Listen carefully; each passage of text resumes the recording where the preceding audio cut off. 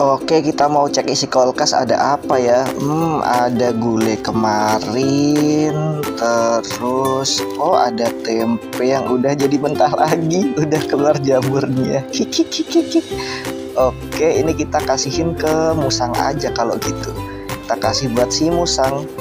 Ya, ini udah kita potong-potong jadi kecil-kecil, udah siap buat dikasihin ke si musang. Oke, langsung aja kita coba kasih makan si musang.